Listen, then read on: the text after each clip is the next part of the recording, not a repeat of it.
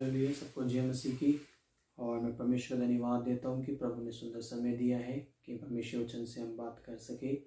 और उससे पहले हम छोटी सी प्रार्थना करेंगे और वचन की ओर जाएंगे। हम सभी आंखों बंद करेंगे, प्रभु से प्रार्थना करेंगे। धन्यवाद जीवित अनुग्रह कार्य करने वाले खुदावंद प्रभु यीशु मसीह, हम आपका धन्यवाद देते हैं जो पिता परमेश्वर प्रभु आपने संभाला। प्रभु खुदावंद यीशु राजा, और धन्यवाद देते हैं जैसे मेरे पिता परमेश्वर हम वीडियो के माध्यम से प्रभु जी जो तेरे वचन को बता रहे हैं, मेरे पिता आप हमारी सहायता मदद करें प्रभु। पिता परमेश्वर होने दे प्रभु, तेरी आत्मा हमारे मुख से बातचीत करे प्रभु। जितने लोग सुनने वाले हैं सभी प्रभु इस वचन से आशीषित होने पाए।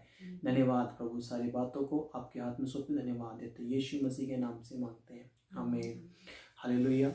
आज हम परमेश्वर के वचन से मनन करेंगे कि परमेश्वर का वचन आज क्या कहता है। और मैं रिक्वेस्ट करूंगा कि प्रभु की दासी प्रिया हमारे बीच में वचन को पढ़ेंगी और हम निकालेंगे। पहले वचन खोलेंगे मत्ती रचित सुसमाचार उसका 22वां अध्याय 29 पद हम पढ़ेंगे। मत्ती रचित सुसमाचार उसका 22वां अध्याय 29 पद हम पढ़ेंगे। हमारे बीच में प्रभु दासी पढ़ेंगी। यीशु ने उन्हें उत्तर दिया, तुम पवित्र शास्त्र और परमेश्वर की सामर्थ नहीं जानते, इस कारण भूल में पड़े हो। हाँ, परमेश्वर वचन कहता है कि तुम पवित्र शास्त्र और परमेश्वर की सामर्थ को तुम नहीं जानते हो, इसलिए तुम भूल में पड़े हो। अगर तुम परमेश्वर की सामर्थ को जानते तो तुम भूल में नहीं होते। तुम समझ जाते कि परमेश्वर के पवित्र शास्त्र की सामर्थ क्या है, वो कितनी सामर्थ्य है, उसमें कितनी ताकत है, वो कितना सामर्थ्य वचन है। उसको अगर हम उसकी सामर्थ को जानते तो आज हम भूल में नहीं होते। अगर हम परमेश्वर के वचन की सामर्थ को जानना चाहते हैं तो अपने पवित्र शास्त्र को हम खोलेंगे, हम निकालेंगे। यूहन्ना रचित सुसमाचार उसका पहला अध्याय और पहला पद हम पढ़ेंगे। यूहन्ना रचित सुसमाचार उसका पहला अध्याय पहला पद हम पढ़ेंगे कि परमेश्वर का वचन की सामर्थ। आदि में वचन था, और वचन परमेश्वर के साथ था, और वचन परमेश्वर था। हाँ, यहाँ पर जब पढ़ते हैं तो यूहन्ना में पहला अध्याय 1 में लिखा हुआ है कि आदि में वचन था और वचन परमेश्वर के साथ था और वचन ही परमेश्वर था। जब देखते वचन जिसे हम सुन रहे हैं वो परमेश्वरी है। आज जिसे हम पढ़ते हैं वो परमेश्वरी है। आज जिसे हम दिनचर्या अपने दिल में हम जिसे पढ़ते हैं, अपने जीवन में लागू करते हैं, वो परमेश्वरी है। और आगे हम एक और पढ़ेंगे यूहन्ना उसका 6वां अध्याय उसका 63 पद हम पढ़ेंगे। 6 का 63 पढ़ेंगे। यूहन्ना 6 का 63। आत्मा तो जीवनदायक है और शरीर से कुछ लाभ नहीं। जो बातें मैंने तुमसे कही हैं वह आत्मा है और जीवन भी है। कहता है जो प्रभु यीशु मसीह ने कहा, जो मेरे मुख से निकलता है वो वचन हमें जीवन देता है, वो आत्मा है। जो वचन को हम सुनते हैं वो जीवन देता है। और हम पढ़ेंगे यूहन्ना 1 का 14 पढ़ेंगे हम लोग। इसमें क्या लिखा है? यूहन्ना 1 का 14। और वचन देहधारी हुआ और अनुग्रह और सच्चाई से परिपूर्ण होकर हमारे बीच में डेरा किया, और हमने उसकी ऐसी महिमा देखी जैसी पिता के इकलौते की महिमा। एक पिता के इकलौते की महिमा। एक पिता के इकलौता कौन? यीशु मसीह की। यीशु मसीह देहधारी होकर शरीर में आकर हमारे बीच में डेरा किया, और वो वचन देहधारी होकर आपके और मेरे लिए संसार में आया और अपनी जान दी और 3 दिन बाद जिंदा हुआ। वो वचन जो हमारे लिए आया। और हम वचन पढ़ेंगे इब्रानियों उसका 5वां अध्याय 12 और 14 पढ़ेंगे। इब्रानियों उसका 5वां अध्याय 12 और 14 पढ़ेंगे। समय के विचार से तो तुम्हें गुरु हो जाना चाहिए था, तो भी यह अवश्य हो गया है कि कोई तुम्हें परमेश्वर के वचनों की आदि शिक्षा फिर से सिखाए। तुम तो ऐसे हो गए हो कि तुम्हें अन्न के बदले अब तक दूध ही चाहिए। यहाँ परमेश्वर कहता है कि देखो वचन हमें भोजन देता है। जब वचन हम पढ़ते हैं तो हमें भोजन की प्राप्त होता है। कि वचन हमें हमारी भूख को मिटाता है, जो हमारी आत्मा की भूख है वो हमें मिटाता है। वचन हमें हमारी ज्ञानेंद्रिय को खोलता है, हमें ज्ञान प्राप्त कराता है, ताकि हमारे अंदर जो आत्मा की भूख है उसे मिटाता है जब वचन को हम पढ़ते हैं। और आगे हम पढ़ेंगे इफिसियों उसका 6वां अध्याय 17 पद पढ़ेंगे। वचन क्या है? इफिसियों 6वां अध्याय 17 पद हम पढ़ेंगे। और उद्धार का टोप और आत्मा की तलवार जो परमेश्वर का वचन है ले लो। कहता है उद्धार का टोप और आत्मा की तलवार उसे तुम क्या कर लो? ले लो। हमें आत्मा क्या है? जो वचन है वो परमेश्वर का वचन जो है तलवार है। आत्मा जो है परमेश्वर का वचन एक तलवार की नाई क्या कहता है कार्य करता है, जो हमें हर परेशानी से मुसीबत से उससे सहायता करता है। जो वचन का हम इस्तेमाल करते हैं, क्योंकि याद रखना जो शास्त्र हम लेके बैठे हुए हैं ये एक तलवार है, और एक तलवार दो धारी तलवार है जो दोनों तरफ से क्या करती है, छेद देती है। अगर इस वचन को अपने जीवन में लेते हैं, वचन एक तलवार का कार्य करती है। और हम पढ़ेंगे आगे भजन संहिता उसका 119 का 105 अब पढ़ेंगे। भजन संहिता 119 का 105। तेरा वचन मेरे पाँव के लिए दीपक और मेरे मार्ग के लिए उजियाला है। कहता तेरे मेरे मार्ग के लिए दीपक, मेरे पाँव के लिए उजियाले का कार्य करता है। जो वचन हम पढ़ते हैं हमारे मार्ग के लिए दीपक और पाँव के लिए एक उजियाले का काम करता है। जब हम चलते हैं तो परमेश्वर वचन में रोशनी देता है, उजियाला देता है, ताकि हम सही से चल सके अपने जीवन में।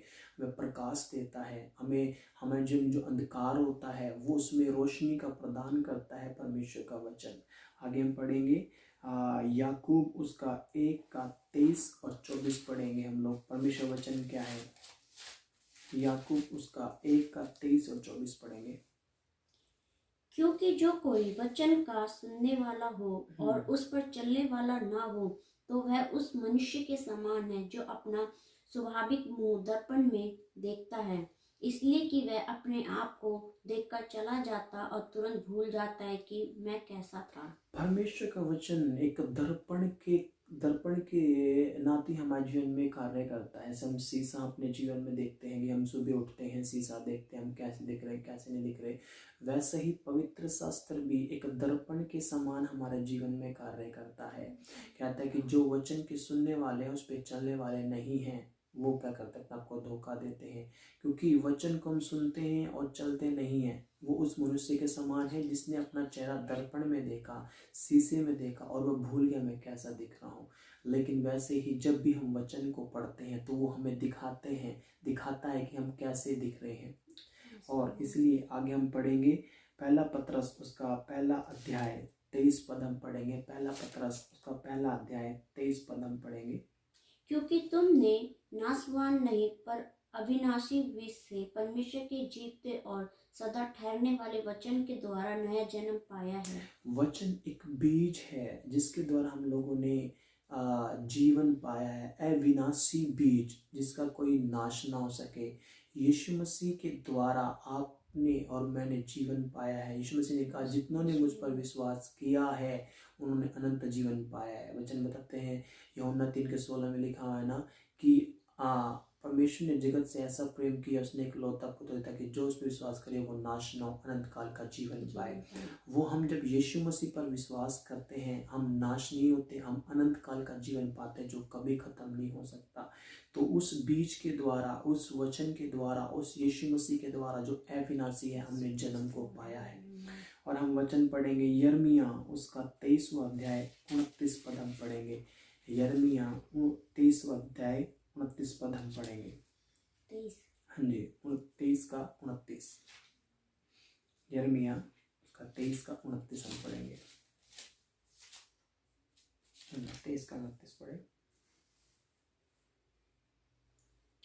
यहोवा की यह वाणी है, क्या मेरा वचन आग सा नहीं है, फिर क्या वह ऐसा हथौड़ा नहीं जो पत्थर को फोड़ डाले। कहता परमेश्वर का वचन आग है। कहता कि क्या मेरे वचन एक आग के समान नहीं है। परमेश्वर सवाल करता है कि आग के समान नहीं है। परमेश्वर का वचन एक आग है और एक ऐसी आग है जो हर चीज को भस्म कर सकती है। हमारे जीवन में जितनी भी बुराइयां हैं, हमारे जीवन में जितने भी पाप है, हमारे जीवन में जितने भी श्राप पाए जाते हैं, बीमारी के श्राप है या कैसे भी श्राप पाए जाते हो, अगर हम यीशु मसीह पर विश्वास करते, उसके वचन पर विश्वास करते, उसके वचन को अपने जीवन में बोलते हैं तो वो एक ऐसी आग है जो हमारी हर एक बुराई, हमारे हर एक श्राप, हमारे हर एक बंधन को भस्म करने की सामर्थ्य रखता है। दूसरा ये उसमें यिर्मयाह 23 के 29 में कहता है, 29 के थोड़ा बी पार्ट में कहता है ऐसा हथौड़ा नहीं जो पत्थर को फोड़ डाले। कहता है क्या वो ऐसा वचन, ऐसा हथौड़ा नहीं है कि जो वो पत्थर को भी तोड़ डाले। परमेश्वर का वचन एक ऐसा है, वो पत्थर को भी तोड़ डालता है। जब हम वचन से पढ़ते हैं, जब मूसा इस्राएल लोगों को जब मिस्र देश से लेकर आ रहा था, तब वो प्यासे थे, तो उसने क्या किया, उसने लाठी मारा और लाठी मार करके चट्टान से पानी पिलाया। देखो, वो लाठी से एक चट्टान फूटना एक बात करें तो ये संभव है, लेकिन यदि परमेश्वर उसके साथ था, उस लाठी में नहीं, उसका विश्वास था, उस विश्वास से जो उसने कार्य किया, उससे उसने जल को प्राप्त किया। अगर हम भी अपने जीवन में उस वचन को जो आज हमारे हाथ में है, एक वचन जो हथौड़ा के समान हमारी हर एक परेशानी हो, हमारी एक मुसीबत हो, हमारी दिक्कतें हो, उसको भी तोड़ने की सामर्थ रखता है। तो परमेश्वर वचन कहता है कि पवित्र शास्त्र की और परमेश्वर की सामर्थ को हम लोग तुच्छ ना जाने। हमारा परमेश्वर और उसका शास्त्र का जो वचन है, एक सामर्थी है और सामर्थ्य रूप में कार्य करता है। इस वचन पर विश्वास करें और उस पर हमेशा वचन का सामर्थ्य को जाने। अपने जीवन में वचन को बोले, बोल कर परमेश्वर का वचन का बोले, अपने जीवन में लागू करें। ये वचन यहाँ पर पहला है परमेश्वर, वचन परमेश्वर है। वचन एक आत्मा है जो जीवन देता है। वचन देहधारी होकर हमारे बीच में आया, उसने मनुष्य का रूप लिया, हमारे लिए मारेगा, गाड़ेगा, 3 दिन बाद जिंदा हुआ। वचन क्या करता है, हमें भोजन देता है। वचन एक तलवार के नाई कार्य करता है। वचन एक दीपक है जो हमें उजाला देता है। वचन एक दर्पण है जो हमें दिखाता है। वचन एक ऐसा बीज है जो हमें जीवन देता है। वचन एक आग है जो हमारी हर बुराई को भस्म करता है। वचन एक ऐसा हथौड़ा है जो हर परेशानी और मुसीबत, आने वाले पहाड़ तूफान को भी तोड़ने के सामर्थ्य रखता है। धन्यवाद, आज हम लोगों ने वचन से सीखा। प्रभु आप सभी को आशीष करे। जय मसीह की। हम अंत की प्रार्थना करेंगे, अपने सर को झुकाएंगे। मैं जो कुछ वचन हम लोगों ने सुना है, परमेश्वर उस वचन के द्वारा हम सभी को आशीष करे, ताकि हम परमेश्वर की सामर्थ को जान सके। हम प्रार्थना करेंगे। धन्यवाद जीवित अनुग्रह कार्य करने वाले खुदावन प्रभु यीशु मसीह, हम आपका धन्यवाद देते हैं। जैसे प्रभु हमने जो वचन सुना है प्रभु, हमारे जीवन में प्रभु 30 गुना, 60 गुना, 100 गुना फल को लेकर, जितने लोगों ने वचन सुना है प्रभु, तेरी सामर्थ को, तेरी सामर्थ को जाने कि आप कितने सामर्थ्य परमेश्वर। प्रभु धन्यवाद पिता परमेश्वर, इतने लोग सुन रहे सभी को मैं यीशु के नाम से आशीषित करता हूँ। धन्यवाद देते हैं, सारी बातों को आपसे धन्यवाद है, यीशु मसीह के नाम से मांगते हैं, आमीन। सबको जय मसीह की। प्रभु आप सभी को आशीष करे।